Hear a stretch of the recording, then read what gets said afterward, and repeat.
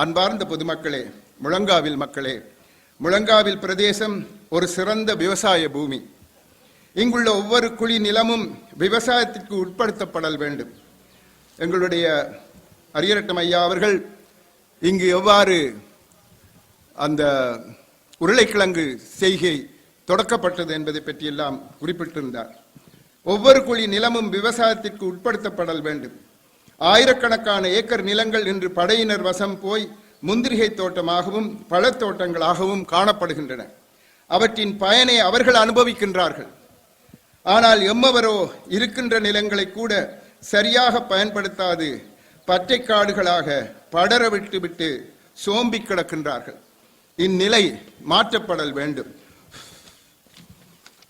இன்று எமது விவசாய அமைச்சர் கௌரவ ஐங்கரநேசன் அவர்கள் விவசாய உற்பத்திகளில் மிகுந்த ஈடுபாட்டுடன் செயற்பட்டு அரிய பல திட்டங்களை உருவாக்கி வருகின்றார். கனிதரும் மரங்களையே கரவானவர்களின் கற்கள் பதன் பார்க்கும். அதனால் அவருக்கு எதிராக கற்கள் வீசப்படுவதை எதிர்பார்க்கத்தான் வேண்டும். எனினும் அமைச்சர் ஐங்கரநேசனும் பனங்காட்டு நரி சலசலப்புக்கு அஞ்சமாட்டார்.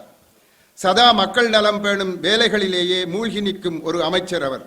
அவரின் வழிகாட்டலின் கீழ் நீங்கள் அனைவரும் இணைந்து கொண்டு விவசாய உள்ளீடுகளை பெருக்க பாடுபட வேண்டும். கௌரவ டெனீஸ்வரனுடன் சேர்ந்து கொண்டு மீன்பிடி, போக்குவரத்து, மேலும் பலவித மக்கள் நலம் கருதிய கைங்கரியங்களில் ஈடுபட்டு சமூக மறுமலர்ச்சிக்காக பாடுபட வேண்டும். கௌரவ அமைச்சர் குருகுலராஜா அவர்கள் எங்கள் பிள்ளைகளின் கல்வியை பேணி பாதுகாப்பார். கௌரவ அமைச்சர் டாக்டர் சத்தியலிங்கம் அவர்கள் எம்மை சுத்தத்துடனும் சுகாதாரத்துடனும் வாழ வழிவகுப்பார்.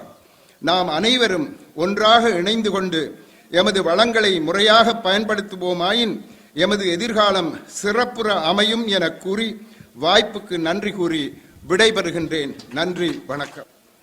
கனிதரும் மரங்களையே கரவானவர்களின் கற்கள் பதன் பார்க்கும். அதனால் அவருக்கு எதிராக கற்கள் வீசப்படுவதை எதிர்பார்க்கத்தான் வேண்டும். எனினும் அமைச்சர் ஐங்கரநேசனும் பனங்காட்டு நரி சலசலப்புக்கு அஞ்சமாட்டார். சதா மக்கள் நலம் பேணும் வேலைகளிலேயே மூழ்கி நிற்கும் ஒரு அமைச்சர் அவர். அவரின் வழிகாட்டலின் கீழ் நீங்கள் அனைவரும் இணைந்து கொண்டு விவசாய உள்ளீடுகளை பெருக்க பாடுபட வேண்டும்.